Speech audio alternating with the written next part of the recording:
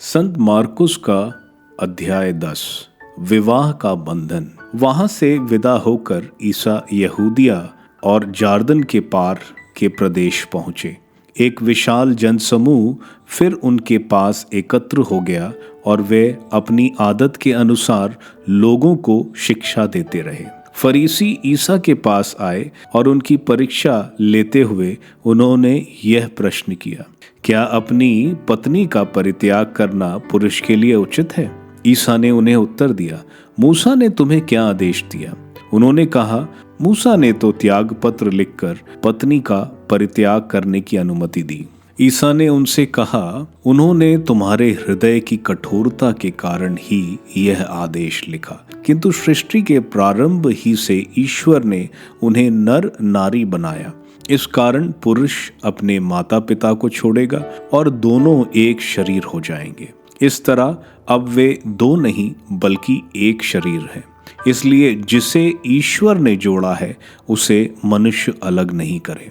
शिष्यों ने घर पहुंचकर इस संबंध में ईसा से फिर प्रश्न किया और उन्होंने यह उत्तर दिया, जो अपनी पत्नी का परित्याग करता है और किसी दूसरी स्त्री से विवाह करता है वह पहली के विरुद्ध व्यभिचार करता है।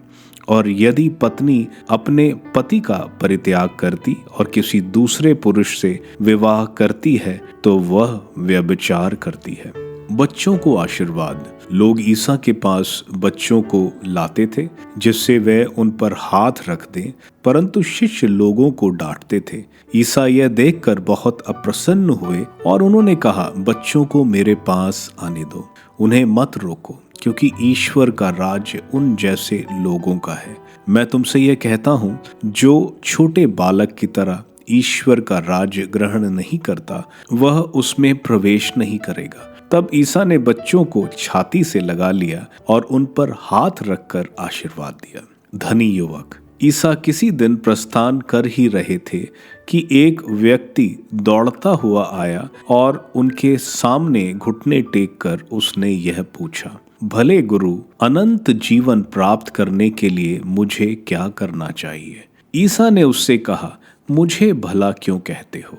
ईश्वर को छोड़ कोई भला नहीं। तुम आज्ञाओं को जानते हो, हत्या मत करो, व्यभिचार मत करो, चोरी मत करो, झूठी गवाही मत दो, किसी को मत ठगो, अपने माता पिता का आदर करो। उसने उत्तर दिया, गुरुवर, इन सब का पालन तो मैं अपने बचपन से करता आया हूँ। ईसा ने उसे ध्यानपूर्वक देखा और उनके हृदय में प्रेम उमड़ पड़ा। उन्होंने उससे कहा, तुम में एक बात की कमी है। जाओ, अपना सब कुछ बेचकर गरीबों को दे दो और स्वर्ग में तुम्हारे लिए पूंजी रखी रहेगी। तब आकर मेरा अनुसरण करो। यह सुनकर उसका चेहरा उतर गया और वह बहुत उदास होकर चला गया, क्योंकि वह बहुत धनी था। धन की जोखिम। ईसा ने चारों ओर दृष्टि दौड़ाई और अपने शिष्यों से कहा, धनियों के लिए ईश्वर के राज्य में प्रवेश करना कितना कठिन होगा। शिष्य यह बात सुनकर चकित रह गए। ईसा ने उनसे फिर कहा, बच्चों, ईश्वर के राज्य में प्रवेश करना कितना कठिन है। सुई के नाके से होकर ऊंट का निकलना अधिक सहज है, किंतु धनी का ईश्वर के राज्य में प्रवेश करना कठिन है। शिष्य और भी विस्मित हो गए और एक दूसरे से बोले, तो फिर कौन बच सकता है? उन्हें स्थिर दृष्टि से देखते हुए ईसा ने कहा, मनुष्यों के लिए तो ये असंभव है, ईश्वर के लिए नहीं, क्योंकि ईश्वर के लिए सब कुछ संभव है। स्वैच्छिक निर्धनता।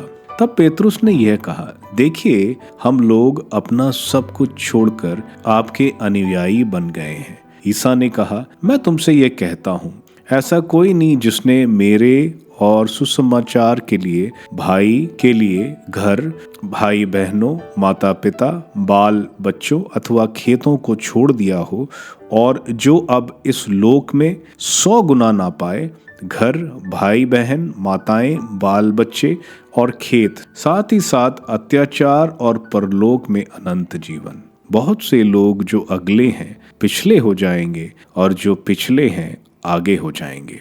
दुख भोग और पुनरुत्थान की तीसरी भविष्यवाणी।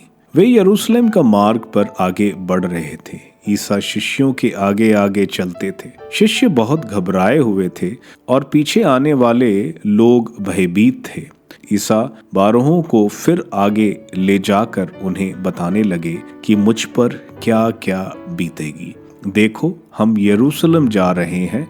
मानव पुत्र महायाजकों और शास्त्रियों के हवाले कर दिया जाएगा। वे उसे प्राण दंड की आज्ञा सुनाकर गैर यहूदियों के हवाले कर देंगे, उसका उपहास करेंगे, उस पर थूकेंगे, उसे कोड़े लगाएंगे और मार डालेंगे, लेकिन तीसरे दिन वह जी उठेगा। जेबेदी के पुत्र याकूब और योहन ईसा के पास आकर बोले, गुरुवर, हमारी एक प्रार्थना है, आप उसे पूरा करें।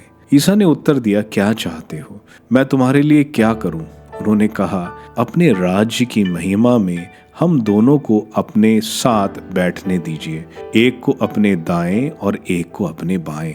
ईसा ने उनसे कहा, तुम नहीं जानते कि क्या मांग रहे हो। जो प्याला मुझे पीना है, क्या तुम उसे पी सकते हो? और जो बपतिस्मा मुझे लेना है, क्या तुम उसे ले सकते हो? उन्होंने उत्तर दिया, हम यह कर सकते हैं।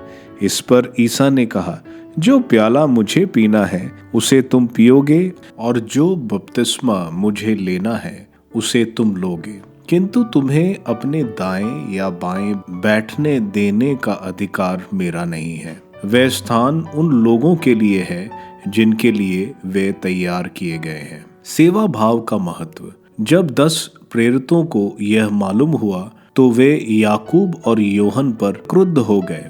ईसा ने उन्हें अपने पास बुलाकर कहा, तुम जानते हो कि जो संसार के अधिपति माने जाते हैं वे अपनी प्रजा पर निरंकुश शासन करते हैं और सत्ताधारी लोगों पर अधिकार जताते हैं। तुम में ऐसी बात नहीं होगी। जो तुम लोगों में बड़ा होना चाहता है वह तुम्हारा सेवक बने, और जो तुम लोगों में प्रधान होना चाहता है वह सबका दास बने।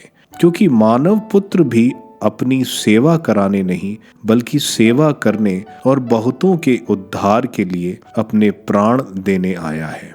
यरीको का अंधा। वे यरीको पहुंचे जब ईसा अपने शिष्यों तथा एक विशाल जनसमूह के साथ यरीको से निकल रहे थे, तो तिमोस का बेटा बारतिमेउस, एक अंधा भिखारी, सड़क के किनारे बैठा हुआ था।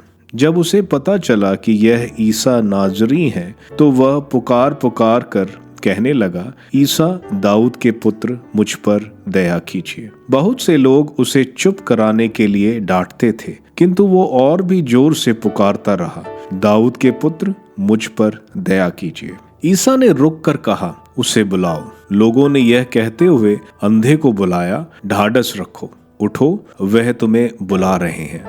वह अपनी चादर फेंक कर उछल पड़ा और ईसा के पास आया। ईसा ने उससे पूछा, क्या चाहते हो, मैं तुम्हारे लिए क्या करूं? अंधे ने उत्तर दिया, गुरुवर, मैं फिर से देख सकूं। ईसा ने उससे कहा, जाओ, तुम्हारे विश्वास ने तुम्हारा उद्धार किया है। उसी क्षण उसकी दृष्टि लौट आई और वह मार्ग में ईसा के पीछे हो लिया।